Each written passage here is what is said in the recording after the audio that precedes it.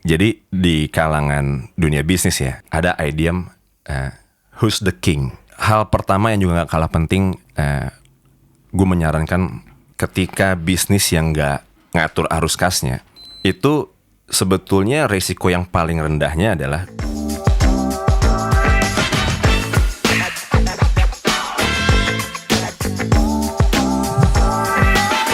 Halo, selamat datang di channel UMKMologi bersama gue Givari dan juga Farid Rashidi. Kamu sedang menonton talk show Bicara Bisnis. Jadi di video sebelumnya pun kita di sini membahas permasalahan-permasalahan yang terjadi saat kamu menjalankan bisnis atau bahkan baru planning. Mas Farid, Yap. gue ada masalah lagi nih buat lo nih. Apa? Jadi masalah kali ini tuh adalah temen gue curhat, punya bisnis kue dan ngeluh karena pengeluaran dia untuk beli alat-alat baking ini besar banget.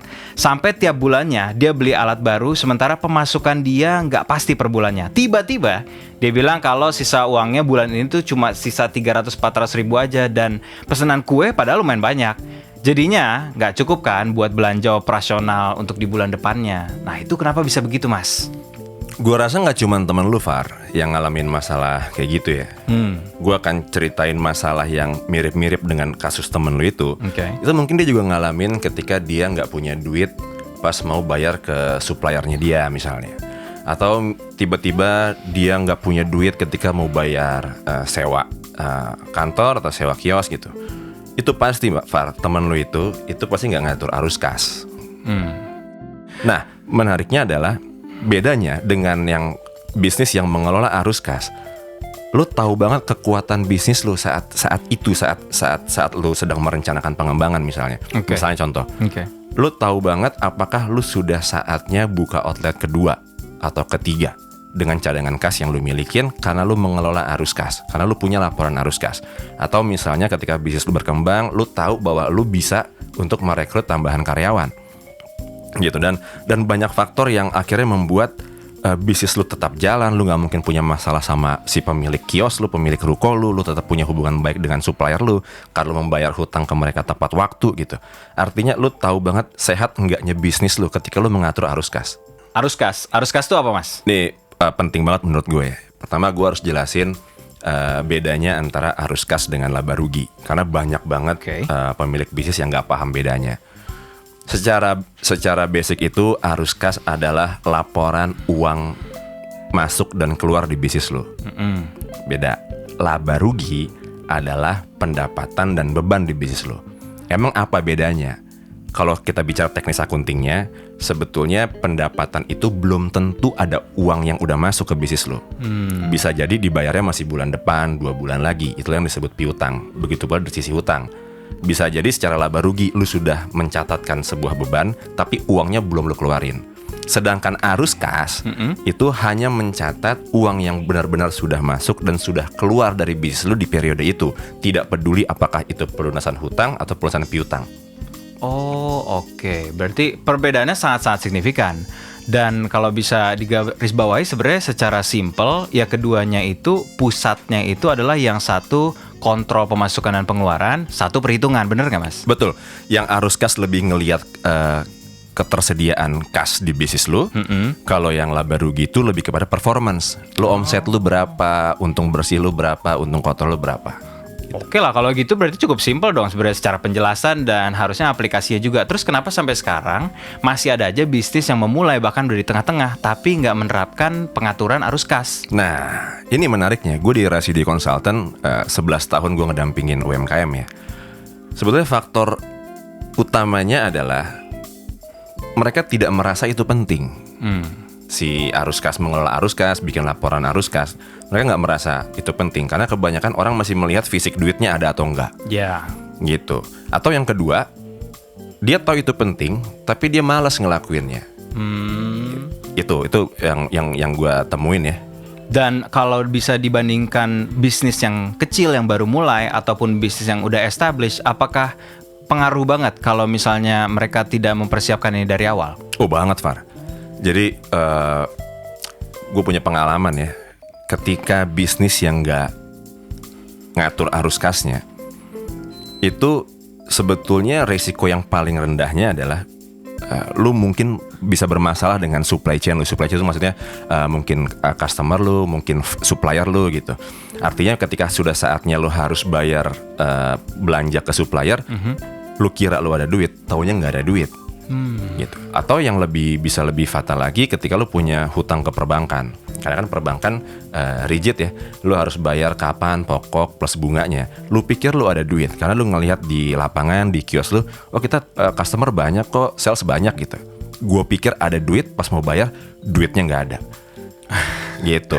Oke. Nah sebaliknya nih Far, ketika lu emang mengelola arus kas dengan baik, lu punya laporan arus kas yang memang akurat ya, memang benar, lu bisa merencanakan apapun pengembangan di bisnis lu. Lu tahu apakah ini waktu yang tepat untuk ekspansi, misalnya membuka bisnis baru atau membuka outlet kedua, ketiga, atau lu nambahin karyawan di office lu, karena lu tahu berapa cadangan cash yang lu punya saat ini gitu.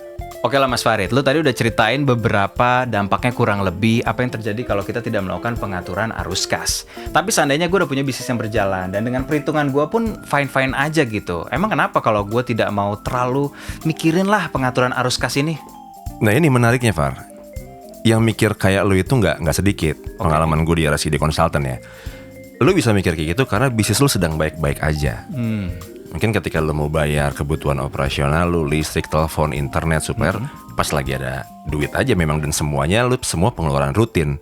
Dari pemasukan yang juga mungkin rutin juga lu dapetin terima setiap bulan. Fine-fine aja kan? Iya, tapi ketika momen tertentu, misalnya contoh kayak pandemi sekarang, dan lu nggak ngatur arus kas, dan lu nggak punya laporan arus kas, bisnis lu sefatal-fatalnya itu bisa berhenti total, Far. Karena lu nggak bisa ngelanjutin operasional bisnis lu. Kok bisa gitu? Ini bukan cuma sumpah dari seorang Farid Rashidi doang kan? Enggak. Apa yang terjadi kok bisa sampai bangkrut? Maksudnya sampai gagal total bisnisnya? Oke. Nah, jadi di kalangan dunia bisnis ya, ada idiom who's the king? Apakah omset? Omset itu nilai jualan ya. Yeah. Apakah profit? Profit itu untung, atau cash? Dan semua sepakat meyakini bahwa cash is king. Lu bisa aja punya profit, lu bisa aja sales lu tinggi, tapi lu gak punya duit ketika misalnya customer lu belum bayar, atau yang dalam bahasa akuntansi disebut hutang. Oke. Gitu. Nah jadi gue bukan nakut-nakutin nih. Jadi bahkan saat belum terbayar pun itu termasuk digolongkan dalam hutang ya? Iya. Jadi kalau kita teknis sedikit ya, kalau di akuntansi itu kan tentang periode. Kapan lu mengakui ini menjadi pendapatan lu, kapan lu sudah mengakui ini sebagai beban lu. Contoh paling gampang gini, lu nyewa kios 3 bulan dari Januari, Februari, Maret. Lu bayar di Maret gitu. Lu Januari, Februari, dan Maretnya harus udah ngakuin beban sewa, walaupun uangnya belum keluar gitu. Jadi kalau tadi lu bilang gue nakut-nakutin aja, enggak. Karena akhirnya yang membuat bisnis tetap jalan karena bisnis itu punya cash. Nah kita di sini nggak bicara bahwa cash itu lu dapetin dari bisnis lu sendiri, atau lu dapetin dari investor, atau lu dapetin dari pinjaman bank gitu. Oke, gue udah ngerti sekarang kalau arus kas essential, penting dalam perjalanan bisnis, mau itu baru mulai ataupun tengah-tengah, baru mulai pun nggak apa-apa kan Mas Farid ya? Nggak apa-apa. Kalau gitu kasih tahu kita sekarang, dan tentu aja yang lagi nonton ini, caranya menerapkan arus kas, pengaturannya bagaimana? Oke. Ini sebelum gue masuk ke teknis, gimana sih cara ngatur arus kas? Yang harus lu lakukan pertama adalah lu lihat bisnis lu. Lu lihat bisnis lu itu punya bisnis model seperti apa. Bisnis model itu artinya lu ngedapetin revenue, ngedapetin omset dari siapa, term of paymentnya seperti apa. Artinya gini, kalau lu bisnisnya restoran ya, sekarang gue tanya sama lu, mungkin gak orang ngutang Far makan di restoran? Nggak mungkin dong. Nggak mungkin kan? Nggak mungkin. Oke, mungkin nggak orang ngutang datang ke salon, orang ngutang datang ke klinik atau rumah sakit? Nggak. Maka sebetulnya umur piutang lu hampir dibilang nggak ada. Ketika lu nyatet pendapatan, mungkin lu juga terima cashnya. Tapi sekarang misalnya contoh, bisnis lu production house misalnya, atau jasa, atau konstruksi misalnya.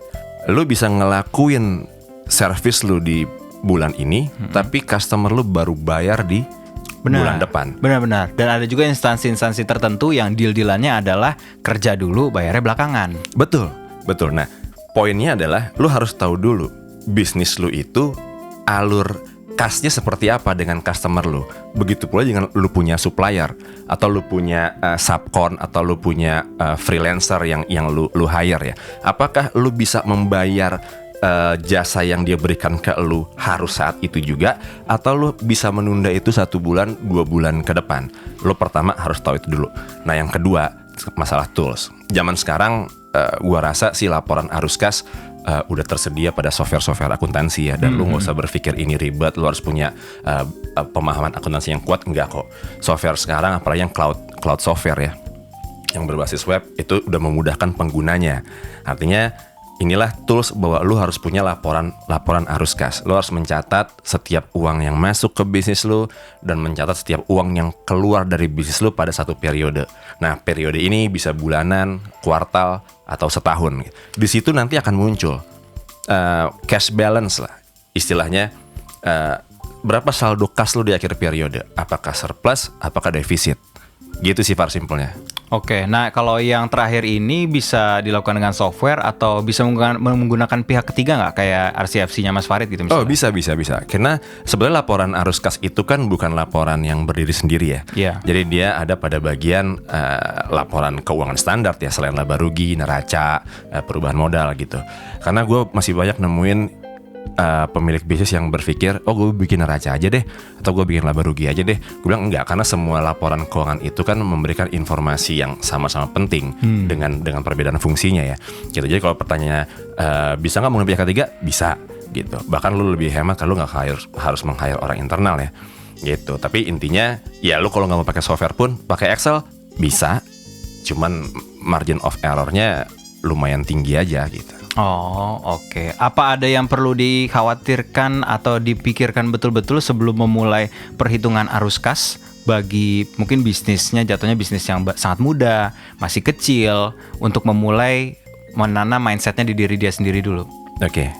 Hal pertama yang juga gak kalah penting, gue menyarankan lo harus bikin anggaran. Kalau bahasa kerennya ya, kerennya itu forecast and budgeting. Oke. Jadi lo ngebudgeting. Kalau di Excel-nya itu misalnya nih ada, lu mulai start di Januari ya, lu bikin Januari, Februari, Maret sampai Desember, itu lu bikin namanya budgeting. Di bulan Januari lu akan bayar apa, berapa, gitu.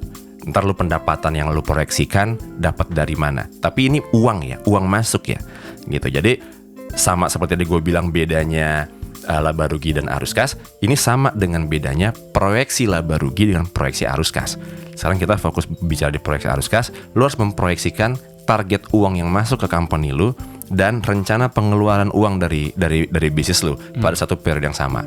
Sehingga ketika lu punya sejumlah rupiah sebagai modal awal di awal Januari dalam hal contoh tadi, lu bisa tahu posisi saldo kas lu walaupun sifatnya masih proyeksi ya, itu sampai dengan akhir tahun, sampai dengan Desember. Di situ nanti lu ngelihat, oh kalau kita cuman uang masuk segini doang, berarti di bulan Juni kita sudah habis uangnya. Atau di bulan Juli sudah habis uangnya. Apalagi ini biasanya menjadi lebih penting untuk bisnis yang sifatnya project based. Contoh ya, misalnya industri PH atau agency, dia harus keluar dulu modal sendiri untuk mendanai project yang harus dia lakukan. Pasti. Gitu kan? Pasti. Baru entar setelah project itu selesai, ada urusan administrasi, kirim invoice mungkin, berita acara serah terima atau BAST, baru 14 hari kemudian atau 30 hari kemudian customer lu baru bayar. Yap. Gue banyak banget nemuin orang atau klien yang ngomong ke gue ada project gede kok, nilai projectnya 100 juta, modal projectnya cuma 60 juta. Tapi kenapa gue gak punya uang ya? Jawaban simpel gue, karena 60 jutanya harus lu keluarin sekarang, dan 100 jutanya baru terima 4 bulan lagi. Iya, jatuhnya kerja tapi nombok ya. Betul. Iya, kalau lu masih punya uang pribadi di kantong lu, seberapa kuat lu ngejalin project yang modelnya kayak begitu. Itulah pentingnya lu harus ngatur arus kas. Terutama untuk kita yang punya bisnisnya di bidang jasa, apalagi kalau belum ada perhitungan apapun dari awal, masih tim kecil, makanya arus kas menjadi salah satu poin esensial yang kita harus terapkan dalam membangun bisnis kita. Betul ya Mas Farid ya? Betul banget, Far. Oke deh, kalau misalnya punya pertanyaan bisa langsung aja tulis di komen. Tapi untuk materi kita kali ini, topik mengenai pengaturan arus kas, boleh dikasih kesimpulannya dulu nggak Mas Farid? Apa-apa aja nih yang esensial, 3 poin yang kita harus masukkan ke dalam mindset kita sebagai calon entrepreneur masa depan. Oke, jadi pertama gue kasih tahu dulu bahayanya ketika lu nggak ngatur arus kas. Yang paling fatal, bisnis lu bisa berhenti beroperasi karena lu nggak bisa bayar mungkin gaji karyawan, mungkin sewa tempat, atau supplier lu yang harusnya lu lunasin hutangnya, atau mungkin harus bayar cicilan pinjaman ke lembaga pembiayaan. Dan untuk yang terakhir, itu mungkin bisa menyebabkan masalah hukum buat bisnis lo, karena pasti akan ada tuntutan hukum yang masuk ke bisnis lo. Nah, yang kedua, manfaatnya itu, lo tahu kekuatan bisnis lo. Sehat enggaknya bisnis lo bisa ngelihat dari seberapa banyak cash yang bisa lo hasilkan dan yang lo simpan. Lo tahu kapan harus ekspansi, buka outlet kedua, ketiga, rekrut tambahan karyawan, atau lo mungkin mau ekspansi ke bisnis yang lain.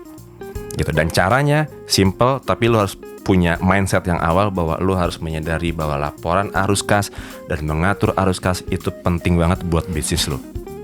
Cara paling sederhananya, lo bisa menggunakan software. Lo tinggal catat semua uang masuk, uang keluar, dan semuanya tinggal akan di-export atau di-generate oleh software secara reportnya. Gue rasa gitu, Far. Itu dia tadi obrolan kita soal pengaturan arus kas. Tulis juga di komentar untuk permasalahan tentang bisnis apapun yang lo mau kita bahas di sini. Jadi terima kasih sekali lagi untuk udah nonton talk show Bicara Bisnis di channel UMKMologi. Jangan lupa untuk nonton juga video kita sebelumnya yang ngebahas soal food costing. See you on the next video.